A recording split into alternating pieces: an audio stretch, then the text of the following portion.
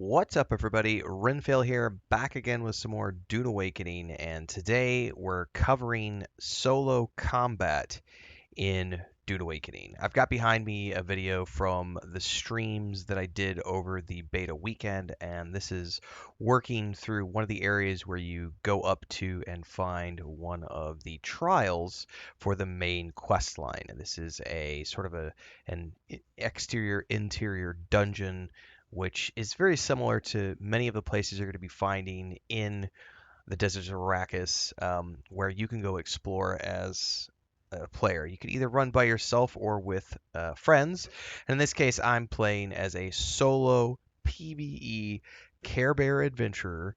I'm playing the Mentat class in this video, so you can see some of the Mentat abilities in play. And I prefer to play ranged combat as much as I can. That's my preferred playstyle. But you do melee if you want, and also there are specific moments when you can melee. As an example, there was one quest I was working on where I needed to kill, I think like a dozen guys with a sword. So I remember I was using a sword at some point in one of the videos. But there's a lot of gunplay here, and there's different types of weapons. If you haven't yet had a chance to watch the full combat live stream that the Funcom team did, by the way, that guy just rushed me. And that can be very deadly because if they hit you, it stuns you and then they can attack you, and there's all sorts of craziness that can go on. In this case, I am running shields here. The early game, you won't have shields. As soon as you get your first shield, it is a game changer in helping you with your survivability. But multiple types of weapons you can use here, and there's a lot of different ability types. Because you can mix and match all the abilities in the game, you're never held down by one specific forced playstyle. You do have a governing choice when you start the game of which class was your background, but once you get into the game, that initial starting ability, you could take anything else from there as long as you go out and find the trainers. So what we're seeing here is I am clearing my way through some groups of mobs. As a general rule, even if there are 4 or 5 NPCs that you need to take care of, most of the well, pretty much just depending on how you play, there's a variety of ways to go about it, but you can always separate them out and bring them back. And also because of the way that the enemies work, generally speaking, if there's a group of enemies, a couple of them that are going to be ranged, one of them is probably going to be shielded and is going to charge you. Some of them will not have shields. And the idea is you can engage however you choose to engage and then fall back. Generally speaking, the strategy if you're playing solo is always engage, fall back, fall back, fall back. And you can, in this way, take care of the guys as they come back. Because not all of them are going to charge you, and some of them won't necessarily follow you because they'll be shooting at you from a distance. So there's a great strategy here of, pulling something, getting around a corner, and somebody will follow you around the corner. You can get 1 or 2 mobs that way. I play 99.9% of my gameplay just like this. It's me solo as an adventurer running around. I've not had any problems whatsoever in the game. I've played closed beta, I've played the beta preview event, I've played the beta weekend. I've got probably close to, it might even be over 100 hours at this point in Dune Awakening, and I've never had any problems. There have been some scenarios where it's gotten a little hairy. By the way, the turret is amazing for you run up, see a group of mobs, drop the turret, that thing will start firing off, and then you just fall back and take whatever makes it through. In this case, I also dropped a poison cloud, so between the turret and the poison cloud, and then falling back and running back up, oh, there's 2 dead, there's somebody still up, let's run up and take him out. It's a fairly effective strategy for taking care of these guys. It looks like I might have switched to a different weapon here. By the way, this is all controller gameplay. You can play mouse and keyboard or controller. I choose to play controller because it's more comfortable for me. In this case, I use my Xbox controller for all my gameplay. I do will occasionally will use the mouse and keyboard for like building if I can't get like, especially for like placement of chests and things inside of the structures. I'll use those because it's a little easier to fine tune the the adjustments of the when you're turning, rotating is the word I'm looking for, when you're rotating those items for placement. Anyway, um, the the idea here as you're going into these areas is that you do have to be strategic about things. In this case, I poked my head up and somebody shot at me. I got to figure out who that was. So there was a person there, NPC, didn't have any shields, easy to take out. loot and scoot. You do have to be strategic when you're playing by yourself. The only time I've noticed that it was slightly somewhat hairy was it was one of the Imperial testing stations. I think it's the third one you go to, second or third one. I think it's the third one.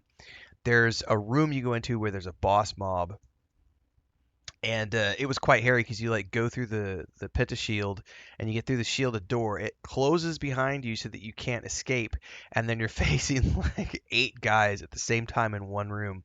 And it was literally drop a turret and run around the perimeter and have them chase me and just turn around and try to take them out as they were chasing me around the room, and just don't stop, because if you stop and if you get stunned, that's the other thing. You gotta watch out for the guys who are gonna do the knee bash and try to stun you, because if you get stunned, you're screwed. Um, but generally speaking, you can 100% play all of Dune Awakening solo as a Care Bear, no PvP, just like me. This is how I approach every single Imperial testing station. The only place I don't go willingly is shipwrecks. And the reason I don't go into the shipwrecks is because those are PvP environments.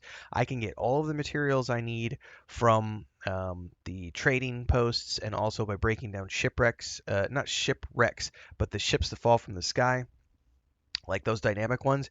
You can break things down. You can, recycle, break down loot drops, and you can go to the NPC vendors at the trading posts and find all the things you need to make the Great House gear, which I've already covered in a previous video. So you don't have to go to shipwrecks at all if you don't want to. And basically, just as long as you're slow and methodical, and always remember the strategy of pulling back, you'll be fine. Another big thing is you really do want to worry about having the right gear when you're doing dungeons. Quick commercial break, everyone, to celebrate and give thanks to all of these amazing people who keep me on the air full time. Really appreciate the support. All you got to do is join as a member. You get access to private videos. You can also do super thanks on any upload, or super chats and stickers on any live stream or premiere you see. And beyond that, don't forget we're multi-streaming over on Twitch now, so you can support over there as well. Thanks so much to everybody. Let's get back to the video at hand. In this case, I'm running around in a still suit. That's not the best idea for doing like Imperial testing stations where you're going to have lots of mobs. In this case, I'm in an overland sort of open area. It's not really a dungeon per se. This is just one of those settlements. It's not quite as dangerous as an Imperial testing station, so since I'm shielded, I didn't feel the need to be using one of the armor sets. But if you're going into an Imperial testing station, my suggestion would be to make sure you're wearing an appropriate type of combat gear before you go in. If you're solo, I tend to find that the heavy armor, this is a personal preference only, because you can do the scout armor, which still provides you with some water retention, or you can use the heavy armor. The way I like to play when I'm doing those Imperial testing stations is take a leader John with me full of water, so that, because when you're wearing the heavy armor, you're not going to have the water preservation that you'll have with the still suit or the scout armor, and so you'll be draining water quite quickly when you're inside those Imperial testing stations. You generally will find drinking posts along the way throughout all of these environments, which allow you to top off as you go.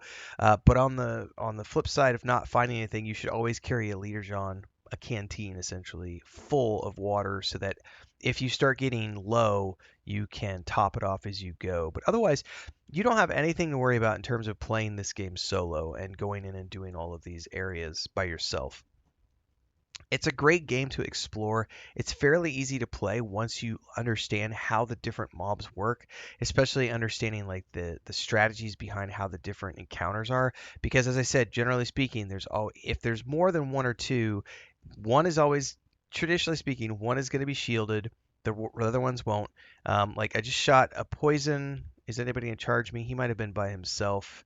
I think he was by. No, somebody just charged me. See that? So see, he charged. He's got shields. I'm gonna fall back, and there's somebody else still shooting at me. And now they just shot something at me. That, generally speaking, get around the corner. They won't be able to find you. Change your weapons. And nope, they just chucked a grenade.